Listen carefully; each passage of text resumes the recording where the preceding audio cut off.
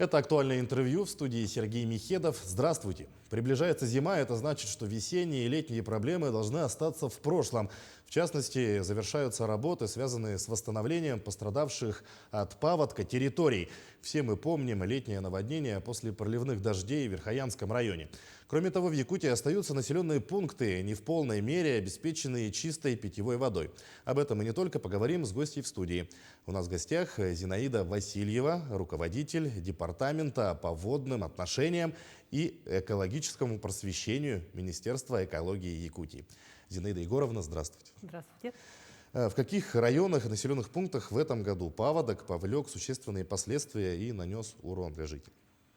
Да, в этом 2022 году у нас весеннее половодье, как всегда, было при вскрытии рек, и летний дождевой паводок.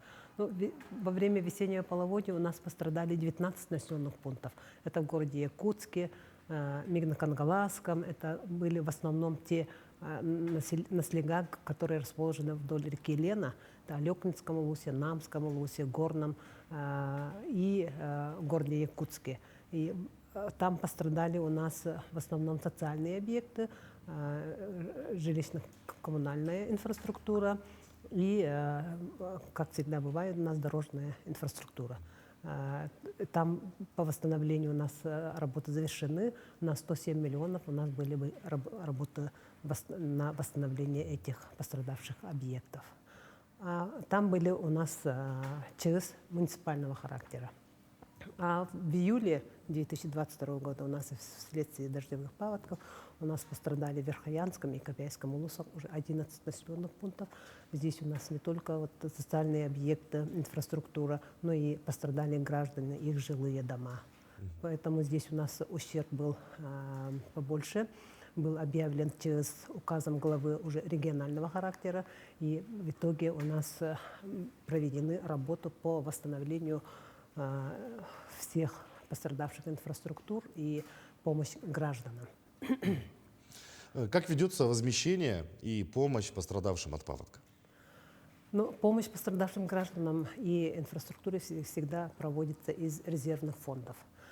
Как я уже сказала, ЧС бывает муниципального уровня, регионального и федерального. Но в этом году уже весенняя у нас, если была муниципальная, то летний паводок у нас уже имел региональный характер. Сумма ущерба составила 372 миллиона рублей. Пострадали объекты здравоохранения, образования, жилищно-коммунального хозяйства, дорожная инфраструктура. И даже граждане, 360 индивидуальных жилых домов, 286 квартир, многоквартирных домах на первых этажах. И по этим пострадавшим объектам у нас из резервного фонда были выделены средства, проведены работы. У нас, как всегда, народ, особенно на севере, когда такие ситуации сложились, всем миром начали помогать, были оказаны очень большие гуманитарные помощь, была Ми-6, вертолет МЧС России помогал доводить грузы гуманитарной помощи пострадавшим населенным пунктам и строительные материалы для того, чтобы июль, август, а потом уже у нас осень и похолодание на севере. Поэтому очень в темпе таком были доставлены строительные материалы для того, чтобы школы могли работать 1 сентября, чтобы тепло давали жилым домам. И, как говорится, в оперативном темпе были восстановлены эти объекты. И уже в конце августа у нас тепло было подключено дома. За короткий этот сезон студенческие отряды помогали, волонтерские движения были, чтобы просушить все то, что было под воду попало, там и одежда, и мебель, и дом, все это просушивалось. И потом вода же, когда приходит, она приносит очень много мусора. Все было, некоторые населенные пункты 100% были затоплены, это Сордах, там, Бетенкёст и остальные. И полностью этот мусор, когда нужно было убирать, это все помогали волонтеры и студенты студенческих отрядов. И по помощи гражданам пострадавшим у нас впервые в России эта услуга была предоставлена через электронный вариант, через госуслуги. То есть еще в марте в нашей республике были проведены тестовые режимы как бы тренировки МТС России по предоставлению государственной услуги в помощи предоставления единовременной материальной помощи и финансовой помощи гражданам. И в июле как раз вот это случилось, и через портал госуслуг на платформе государственных сервисов мы предоставляли вот эти услуги. Наши специалисты, вы знаете, что на севере могут быть проблемы с интернетом, может быть отключка электроэнергии. И вот во всех этих проблемах наши специалисты на местах работали и проводили консультативную и методическую помощь.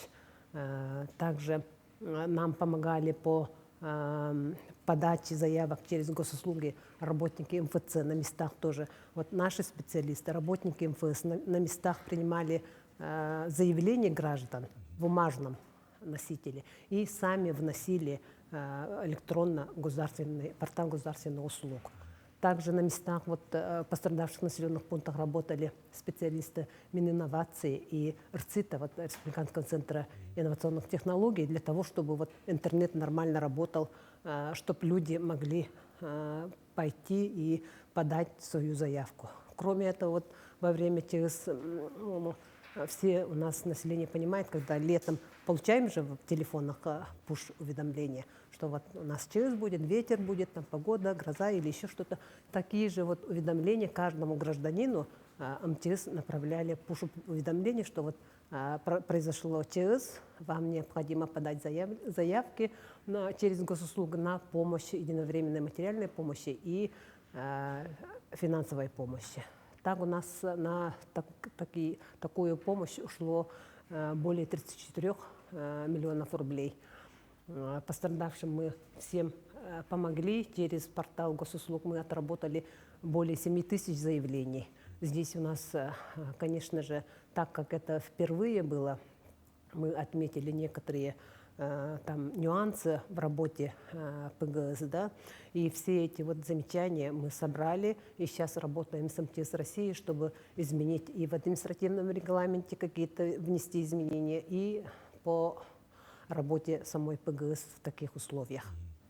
А такой переход на электронный формат подачи заявлений, он каким образом влияет на скорость получения средств? То есть ускоряет время получения средств или никак не влияет на скорость получения? Нет, если интернет хорошо работает, конечно, это быстро получается. Но есть у нас какие проблемы у нас получились, да? Люди живут в одном населенном пункте, имеют имущество в другом населенном пункте. 2 населенных пункта попали под наводнение.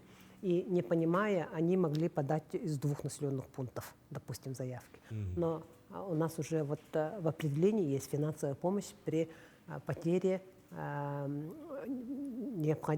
первой необходимости, предметов первой необходимости. Если человек имеет дом и еще второй дом, а второй дом это уже не первая необходимость. Поэтому при работе на ПГС у нас было очень много работы, нету фильтрации, допустим, если человек второй раз дает заявление, программа не фильтровала этих граждан, из-за этого у нас работа добавлялась. У нас, спасибо правительству, нам выделили еще средства для людей, которые помогали в этой работе на ПГС. Были наняты дополнительные работники, и круглосуточно почти мы отрабатывали на этой платформе без выходных. Кроме природного фактора, негативную роль на водоемы республики оказывает хозяйственная деятельность человека, работа промышленных компаний. Каковы тенденции в последнее время и как, на ваш взгляд, нужно снижать антропогенный фактор? У нас территория, у нас вообще регион наш, республика, паводкоопасным регионом считается в России, потому что у нас и природные условия, и географическое положение предполагают именно такие ситуации. Это я закончу по паводку, да? И реки у нас направлены с юга на север. Почему у нас случаются такие наводнения, хотела бы я остановиться. Так как у нас весна – это переходный сезон, могут быть резкие потепления и также резкие похолодания. И в это время с юга, допустим, если река вскрылась, то на севере лед не готов к вскрытию. И получается вот заторные явления. И эти наводнения в основном случаются из-за таких заторных явлений. А на самом деле природа сама же устроила так, почему заторы происходят. На изгибах, на каких-то больших островах, где лед задерживается и происходит вот выход воды из русла. Это на самом деле вот природой предусмотрено, чтобы заливать вот эти луга, там почва, чтобы была влагой насыщена, а у нас вот на таких территориях построены населенные пункты. Вот. Поэтому сейчас у нас в Республике Саха-Якутия 123 населенных пункта попадает в зону затопления. И они, некоторые, вот 82 из них 100% затапливается. По некоторым у нас приняты конкретные решения, построены защитные сооружения. Это город Ленск, Алёнпинск, Тукель, берегоукрепительные сооружения. И в планах у нас тоже строительство таких объектов, так как они, водные объекты, являются федеральной собственностью. Строительство этих сооружений идет из субсидий с федерального бюджета. По антропогенному фактору загрязнения водных объектов тут у нас работы недропользователей в основном, потому что для добычи полезных ископаемых обязательно используются водные ресурсы. И добыча происходит иногда и в основном именно на водном объекте, допустим. Да? Поэтому у нас вот такие загрязнения наблюдаются, но законодательством Российской Федерации предусмотрены ограничения, большие требования. Это то, что вот проект должен быть обязательно с государственной экспертизой не только технической части, но и экологической безопасности. Также во время работы тоже у нас есть институт надзора и контроля и государственного, и общественного. Поэтому вот работа всех недропользователей идут как бы в законном ракурсе, можно так сказать. Да? Поэтому вот если все требования исполнять, после того, как они проведут работу, проведут рекультивацию, у нас же природа самовосстанавливается в основном. Поэтому через некоторое время мы можем получить нормального природного качества среду. К сожалению, наше время подходит к концу. Зинаида Егоровна, спасибо, что нашли время, пришли к нам, ответили на наши вопросы. Желаем вам успехов в вашей работе. Спасибо. Но я напомню, вы смотрели актуальное интервью. Оставайтесь на нашем канале.